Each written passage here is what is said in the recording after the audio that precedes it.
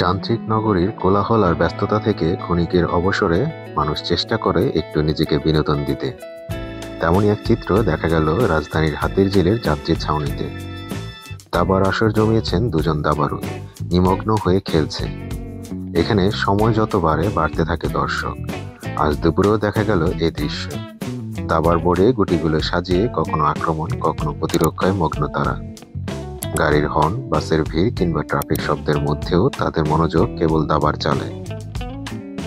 খেলোয়াড়দের একজন বলেন, ঢাকায় কর্মব্যস্ততায় অবসর কাটানো কঠিন। এখানে বসে দাবা খেললে চাপ কমে যায়। এখানে মাঝে মাঝে খেলা দেখার জন্য প্রচুর দর্শকের উপস্থিতি হয়। শহরের ধুলো ধোয়া আর ব্যস্ততার ভিড়ে হাতিরঝিল এই দাবার আসর যেন নগরবাসীর কাছে একটু ভিন্ন স্বস্তি ও বিনোদনের ঠিকানা হয়ে উঠেছে।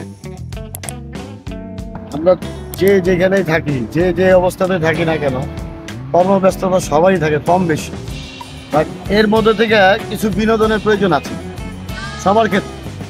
তো জাস্ট ওইটাই আমরা একটু মেনটেন করতেছি। তা ভালোই লাগতেছে, পরিবেশটাও খুব সুন্দর। হ্যাঁ, আবার এখন তো দর্শক নাই, এমনও সময় হয় আমাদের এখানে প্রচুর দর্শক হয় এই দাবা খেলা দেখার জন্য। হ্যাঁ, আমি তো মাঝে মাঝে দেখি, কিন্তু হ্যাঁ, এই দাবা খেলার সময়টা কেমন উপভোগ করেন? অবশ্যই অবসর সময়ে আমরা খেলি, কারণ দাবা হইলো জ্ঞান চর্চার একটা মাধ্যম। কারণ দাবা খেললে অবশ্যই জ্ঞানের বিকাশ ঘটে, আবার সময় কাটে। এর থেকে কি ভদ্র খেলা আর কোনোটাই নাই বলে মনে করি। এটাই হলো সবার জন্য শুভকামনা।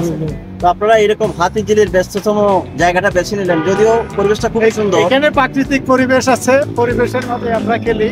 এই হলো কোথায় পুলিশ শব্দটা একটু শব্দর মাঝেই খেলতে হবে। এখানে অনেক ধরনের প্লেয়ার আসে, অনেক ধরনের মানুষ আছে, অনেক ধরনের বিভিন্ন কোয়ালিটির মানুষরা এখানে খেলে।